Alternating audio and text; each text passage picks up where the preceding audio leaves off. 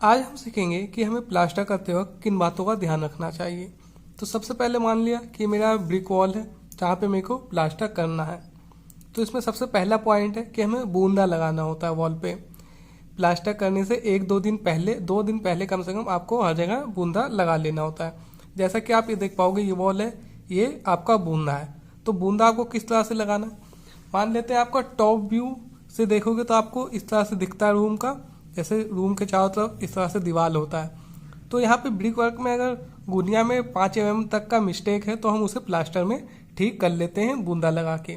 अब बूंदा लगाने से एक बेनिफिट और होता है कि हमें प्लास्टर की थिकनेस जितनी रखनी है अप्रोक्सली हम उतना रख पाते हैं। तो यहाँ पे आप देख पाओगे कि हमें चारों तरफ इस तरह से दिखेगा रूम का वॉल। तो यहाँ पे हम सबसे पहले गुनिया करते हैं, एक यहाँ पे कुछ लगा देंगे, एक यहाँ और इसमें क्या करेंगे, हम सूता बांध देंगे। उसके बाद हम 3 4 5 की मदद से इसको गुनिया करते हैं। जब ये हमारा गुनिया हो जाएगा तब हम इसको वॉल से नापते हैं कि हमें इंची टेप से कितना मिल रहा है, कि ये सूते से ये वॉल का कितनी डायमेंशन है और यहाँ से ये हमारा कितना डायमेंशन है।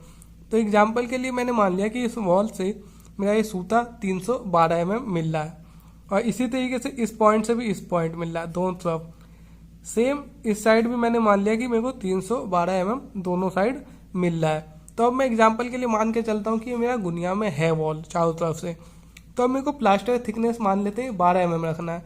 तो नॉर्मली आप अगर इंटरनल प्लास्टर कर रहे हो तो आप 12 से 15 mm प्लास्टर की थिकनेस रख सकते हो।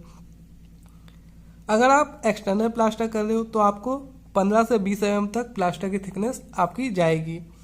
तो यहाँ पे सेम अब मैं यहाँ पे बूंदा लगाऊंगा, इसको सबसे पहले नीचे बूंदा लगाऊंगा और यहाँ पे सेम मैं नाप के देखूंगा कि मेरे को 300 mm अब बचे, क्योंकि 12 mm का मेरा प्लास्टर थिकनेस हो गया। तो दोनों साइड मैं नीचे क्या करूँगा, ऐसे ही 300 mm मेरे को मिले और इसकी थिकनेस प्लास्टर की हमें 12 mm बच जाए। तो दोनों इस साइड और इस साइड मैं लगा लूँगा। अब जैसे ही मैं ये नीचे वाला बूंदा लगा लूँगा कि मेरी थिकनेस है 12 mm की, ये हो गया, तो मैं ऊपर क्या करूँगा, यहाँ पे मसाला लगाऊंगा, थोड़ा सा इसके सरफेस को प्लेन करूँगा और यहाँ से साहुल करके इससे सेम दोनों को कर लेंगे हम। इसी तरीके से यहाँ पे हमारा पहले से बूंदा लगा है नीचे से गुनिया करने के बाद, इसके बाद हम यहाँ पे मसाला लगाएंगे, इसे प्लेन करके यहाँ से साहुल गिरा के इसको बराबर कर लेंगे। तो अब ये हमारा क्या हो गया, साहुल में हो गया। इसी तरीके से हम इसे चारों तरफ कर लेंगे, जैसे हमने यहाँ पे ऊपर नीचे कर लिया, सेम इधर इधर और इधर और इधर। और इधर कैसे करोगे आप, वहाँ पर आपको यहाँ से नापना है कि आपकी दूरी बराबर मिले, जिससे आपका गुनिया खराब ना हो। जब आप ये काम कर लेते हो, इसके बाद आपको क्यूरिंग करना होता है। तो मान लेते हैं आपको कल इस पर प्लास्टर करना है, तो आपको ये ध्यान रखना है कि आज शाम में आपको इस पर क्यूरिंग करना है। और क्यूरिंग इस तरह से नहीं करना है कि पानी मारा और चले गए, नहीं। आपको क्यूरिंग इतना करना है कि जब आप वॉल पे ऐसे हाथ रखो और हटाओ तो आपके हाथ में नमी महसूस होनी चाहिए। तो इस तरह से आपको क्यूरिंग करना है एक दिन पहले शाम में, और उसके अगले दिन जब आओगे तो सुबह आपको नॉर्मल पानी मारना है। तो अपने आप इतना क्यूरिंग रहेगा कि प्लास्टर अच्छे से, तो प्लास्टर का मसाला जो भी आप वॉल पे लगाओगे तो प्लास्टर के मसाले में से पानी ईंट नहीं सोखेगा ज़्यादा। तो अब यहाँ पे क्या होगा कि हीट हाइड्रेशन आपका थोड़ा स्लो होगा। जब हीट हाइड्रेशन आपका स्लो होगा तो आपका प्लास्टर जो होगा स्ट्रेंथ उसकी इंक्रीज होगी। तो अब इसके बाद आपको क्या करना होता है, जब आप क्यूरिंग व्यूरिंग कर दोगे तो आपको घोला मारना होता है प्लास्टर से पहले। अगर आपको घोला मारना है तो उसके लिए आपको रेशियो यूज करना चाहिए। 1 kg अगर आप सीमेंट ले रहे हैं तो 2 लीटर आपको पानी मिलाना है उसमें, उसके पेस्ट को या घोले को उसको आपको वॉल पे अप्लाई करना है।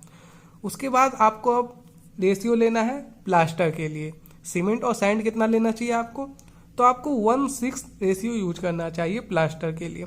यहाँ पे 1 आपका सीमेंट है, 6 आपका सैंड है।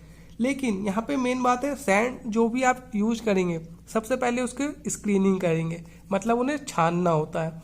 आप यहाँ पे डस्ट या रेत या बदरपुर या मोरंग कुछ भी यूज कर सकते हैं, लेकिन प्लास्टर के लिए सबसे बेस्ट होता है आपका मोरंग या बदरपुर। आपको रेत का इस्तेमाल नहीं करना चाहिए और डस्ट से भी बचना चाहिए।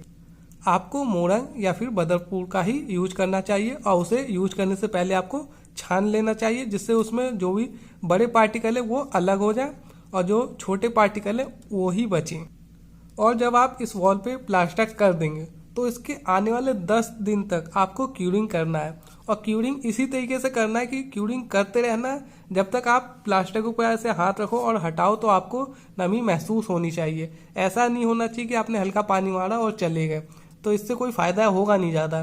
तो आपको पानी जब तक मारना जब तक प्लास्टर में अब नमी बनी रहे। इसके अलावा आप सीमेंट कौन सा यूज कर सकते हैं प्लास्टर के लिए? आपको cement PPC Portland pozzolana cement use करना चाहिए प्लास्टर के लिए, या ब्रिक वर्क के लिए भी आपको पीपीसी सीमेंट ही यूज करना चाहिए। यहाँ पे आप ओपीसी ऑर्डिनरी पोर्टलैंड सीमेंट भी यूज कर सकते हैं 33 ग्रेड वाला, लेकिन आपको सबसे पहले पीपीसी सीमेंट ही रेफर करना चाहिए। आपको प्लास्टर के लिए पीपीसी सीमेंट यूज करना चाहिए। अब मान लेते हैं आपका ये वॉल है, तो इसके बगल में कॉलम भी होंगे, तो कॉलम और वॉल के बीच में जो ज्वाइंट आ रहा है वहाँ पे आपको चिकन मेश का यूज करना है। तो आपको चिकन मेश का यूज करने से क्या बेनिफिट होगा कि यहाँ पे आपका वॉल और कॉलम के बीच में जो क्रैक बनेगा प्लास्टर के बाद, वो उसे प्रोटेक्ट करता है, प्रिवेंट करता है, उसे होने से रोकता है। तो आपको इस बात का ध्यान रखना है कि आप कभी भी वॉल पे प्लास्टर करना चाहते हैं तो सबसे पहले आपको बूंदा लगाना चाहिए 2 दिन पहले। उसके बाद आपको क्यूरिंग करना चाहिए। क्यूरिंग जब तक करना चाहिए जब तक उसके वॉल में नमी ना बन जाए। और अगर आप घोला यूज कर रहे हैं तो उसका रेशियो आपको लेना है 1 kg सीमेंट और 2 लीटर पानी। इसके मिक्सचर से जो पेस्ट तैयार होगा उसको घोले के लिए यूज करना है। प्लास्टर के लिए रेशियो आपको लेना है 1:6 सीमेंट 6 सैंड। और सैंड जो भी आप लेंगे, डस्ट, मोरंग या बदरपुर या रेत, तो आपको मैं स्क्रीनिंग करना ही है, उसकी छानना है।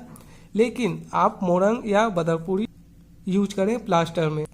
अब प्लास्टर की थिकनेस आप रख सकते हैं। इंटरनल कर रहे हैं तो 12 से 15 mm के बीच में आप रख सकते हैं।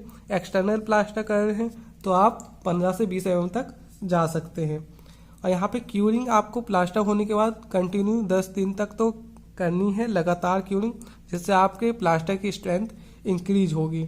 यहाँ पे आप प्लास्टर करने के लिए जो सीमेंट यूज करेंगे वो पीपीसी सीमेंट आपको यूज करना चाहिए, या अगर पीपीसी सीमेंट नहीं है तब आप ऑर्डिनरी सीमेंट यूज कर सकते हैं। ओपीसी का ऑर्डिनरी पोर्टलैंड सीमेंट 33 ग्रेड का। 33 ग्रेड से अगर ज़्यादा का ग्रेड का है तो आपको उसे यूज नहीं करना चाहिए। और आपको कॉलम और ब्रिक वर्क के जॉइंट के बीच में मेश का यूज करना ही चाहिए। अगर आप इन सब बातों का ध्यान रखेंगे प्लास्टर के समय, तो आपका आने वाले समय में प्लास्टर जो भूरा बन के गिरने लगते हैं 1-2 साल में, या फिर वहाँ पे आपको डैम प्रूफ देखने को मिलता है, हल्का सीलन टाइप, तो इन सब टाइप की प्रॉब्लम देखने को नहीं मिलेगी अगर आप प्लास्टर करते वक्त हर बातों का ध्यान रखते हैं तो। और प्लास्टर में कुछ समय बाद क्रैक भी देखने को मिलता है, तो वो क्रैक देखने को आपको नहीं मिलेगा अगर आप सही रेशियो यूज करेंगे और जो तरीका है प्लास्टर करने का अगर उसे फॉलो करेंगे तो। इस वीडियो बस इतना ही, मिलेंगे अगली वीडियो में।